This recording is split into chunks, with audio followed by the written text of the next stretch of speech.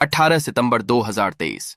हरतालिका तीज के दिन अगर आप इस वृक्ष को मात्र छू कर आ जाते हैं तो आपकी जन्मों की गरीबी, दुख, दर्द, कष्ट, पीड़ा उसी समय से मिटनी शुरू हो जाएगी और आप हो जाएंगे धनवान, मालामाल। दोस्तों, यदि आप भी आपके घर की सुख, शांति, संतान की कमी और धन की कमी या कर्ज से परेशान है, या आपका भाग्य आपका साथ नहीं दे रहा है और आपके कार्य नहीं रहे हैं, तो दोस्तों 18 सितंबर 2023 हरतालिका तीज पर इस वृक्ष को मात्र छू कर आ जाना।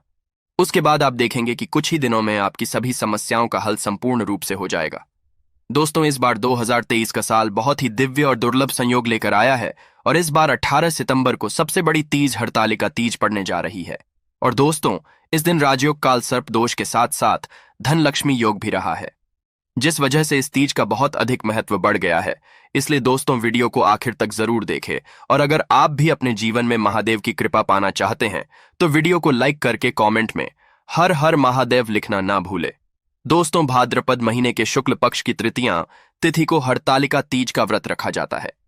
धार्मिक कथाओं के अनुसार माता पार्वती ने भगवान शंकर को पति स्वरूप में पाने के लिए इस दिन से ही तप की शुरुआत, उनके कठोर तप से प्रसन्न होकर भगवान शंकर ने उन्हें आशीर्वाद दिया था, जिसके फल स्वरूप माता पार्वती ने उन्हें पति स्वरूप में हासिल किया। यही वजह है कि कुंवारी लड़कियां भी मनचाहे वर के लिए इस व्रत को रखती हैं। दोस्तों, देवी पार्वती ने कुंवारी अवस्था में इस व्रत को किया था, इसलिए इस व्रत को सुहागिन महिलाओं के साथ साथ कुंवारी कन्याएं भी अच्छे वर की प्राप्ति के लिए रखती है। ये व्रत निर्जला रखा जाता, निराहार रखा जाता है। सभी सुहागिन महिलाएं इस दिन अपने पति की लंबी आयु की कामना से और अखंड सौभाग्य के लिए इस व्रत को रखती है। इस दिन मां पार्वती और शंकर की पूजा की जाती है। सुहागिन महिलाओं के अलावा जो कुंवारी कन्याएं हैं वह भी इस दिन मनचाहा वर पाने के लिए निर्जला इस व्रत को विधि विधान से रख सकती है। 18 सितंबर को हरतालिका तीज की पूजा की शुभ मुहूर्त इस तरह है। सुबह का शुभ मुहूर्त का रहेगा सुबह 6:07 से लेकर 8:24 तक। इस बीच में आपको राहु काल के समय का त्याग करना है। इसके अलावा सुबह 9:11 से लेकर 10:43 तक आप पूजा कर सकते हैं। दोपहर की पूजा का दोपहर 3:19 से शाम 7:51 तक रहेगा। इसके अलावा प्रदोष काल का समय रहेगा शाम 5:39 से लेकर 7:09 तक। शाम को प्रदोष काल में की गई पूजा भगवान शिव और देवी पार्वती बहुत जल्दी स्वीकार करती है, इसलिए प्रदोष काल में आप पूजा जरूर करें। व्रत पारणा का यानी व्रत खोलने का शुभ मुहूर्त रहने वाला है 19 सितंबर मंगलवार की सुबह 6:18 से लेकर 8:02 के अंदर। आपको ध्यान रखना है कि हमेशा अगले दिन सूर्योदय के बाद ही व्रत खोलना चाहिए और व्रत खोलते समय आप लिक्विड चीजों का, पानी का या जूस का सेवन जरूर करें।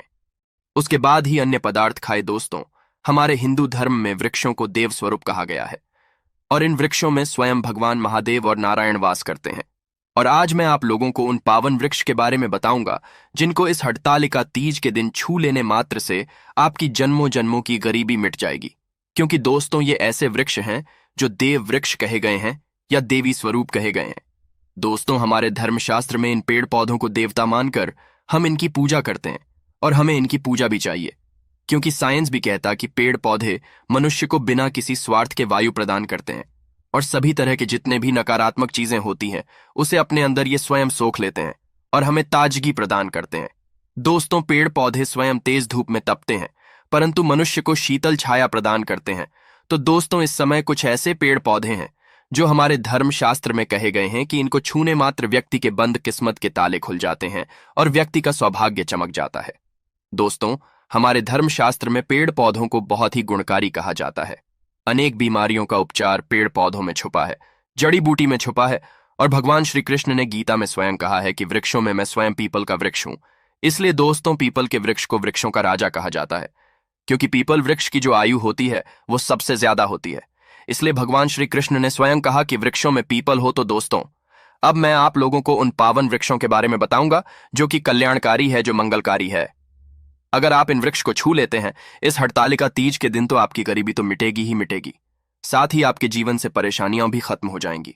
क्योंकि यह जो पेड़ पौधे हैं ये चेतना युक्त हो जाते हैं, यानी कि इस दिन इनमें चेतना आ जाती है और हरतालिका तीज के दिन स्वयं भगवान विष्णु जी इन वृक्षों में वास करते हैं। इस वजह से में शक्ति आ जाती है और ये पेड़ पौधे जागृत अवस्था में आ जाते हैं। दोस्तों, इस समय इन पेड़ पौधों को मात्र जाकर छू दे, खास करके जो देवी स्वरूप कहे गए हैं, यानी माता लक्ष्मी स्वरूप माने गए हैं, भगवान विष्णु जी के स्वरूप माने गए हैं, तो इन पेड़ पौधों को आप ऐसे छूकर आ जाते हैं तो आपके जीवन की जो परेशानी है, दुख तकलीफ है, कष्ट रोग बीमारी है, कलह क्लेश है, जीवन में बहुत बड़ी समस्याएं हैं, सब समाप्त हो जाएगी। तो दोस्तों, आप लोगों को कुछ ऐसे वृक्ष के बारे में बताऊंगा जो देव वृक्ष कहे गए हैं। वीडियो को ध्यान से देखना। अगर आज की वीडियो मिस करती है तो फिर सारी जिंदगी आपको पछताना पड़ेगा, क्योंकि इस समय हरतालिका तीज का पावन पर्व है और ये एक ऐसा समय होता है जो बहुत ही कल्याणकारी, बहुत ही मंगलकारी दिन होता है। सभी ग्रहों को एकत्रित करके सभी ग्रहों को सपोर्ट दिलाता है, कुंडली को मजबूत कराता है, गरीबी को समाप्त करता, और आप अपनी आंखों से देखते हैं गरीबी को मिटते। मैं जिन वृक्षों के बारे में बात करने वाला हूं, ये सारे वृक्ष आपको आपके घर के आसपास बहुत ही आसानी से मिल जाएंगे। दोस्तों, सबसे पहला जो वृक्ष है, जिस वृक्ष के बारे में बात करने वाला हूं, वह है केले का वृक्ष जी। हाँ, केले का वृक्ष आपके घर के आसपास मिल जाएगा।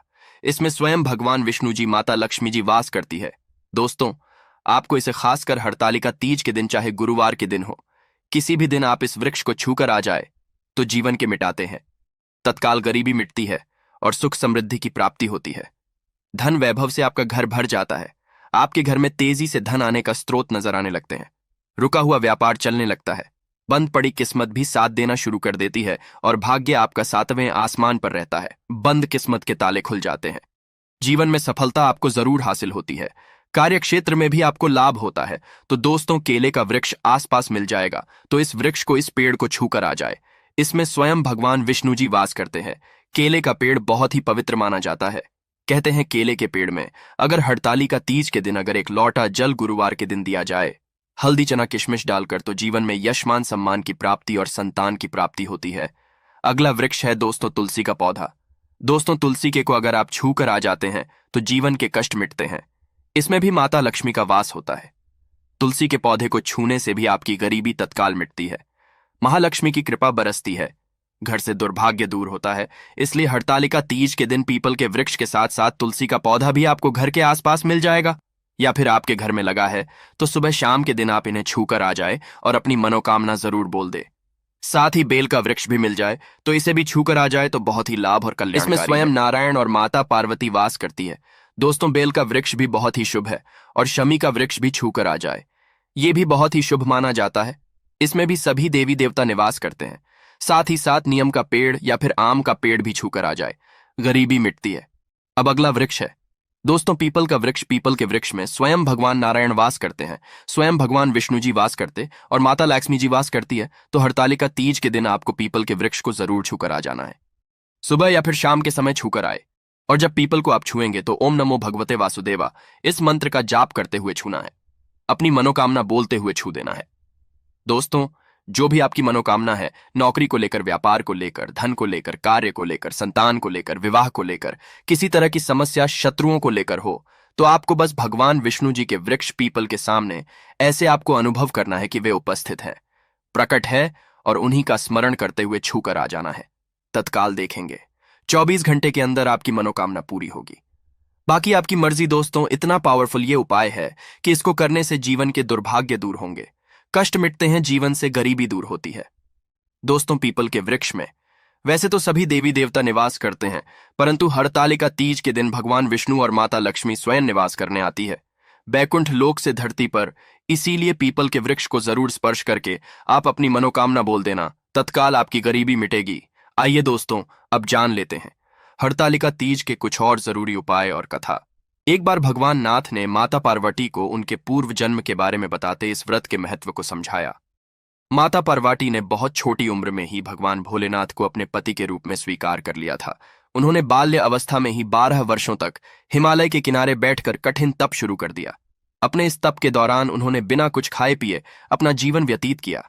उन्होंने जीवित रहने के लिए सूखे पत्ते और हवा खाकर ही कई वर्षों तक किया। देवी पार्वती को इस स्थिति में देखकर उनके पिता बहुत दुखी रहते थे।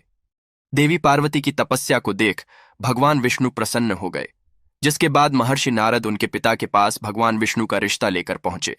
भगवान विष्णु से रिश्ते की बात सुनकर उनकी खुशी का तो ठिकाना नहीं रहा। उन्होंने एक बार में ही स्वीकृति में हामी भर दी। जब माता पार्वती को इस बारे में झांत हुआ तो उन्हें बहुत दुहक हुआ और ये सारी बात सुनते ही वो बहुत जोर जोर से रोने लगी और जीवन कहने ये देखकर उनकी सखी को आश्चर्य हुआ कि वे स्वयं नारायण से विवाह होने पर इतनी दुखी क्यों है। तब उन्होंने अपनी सखी को उत्तर देते हुए कहा, वे इतना कठिन तप और व्रत भगवान भोलेनाथ को पति रूप में पाने के लिए कर रही है, परंतु उनके पिता उनकी शादी भगवान विष्णु से ही करवाना चाहते थे। तब उनकी सखी ने उन्हें वन में तप करने की सलाह दी। उनके कहने के अनुसार देवी पार्वती ने एक गहरे वन में पहुंच गई। वहां एक गुफा में तपस्या करने लगी। उन्होंने स्वयं को पूरी तरीके से भगवान शिवा की भक्ति में लीन कर लिया।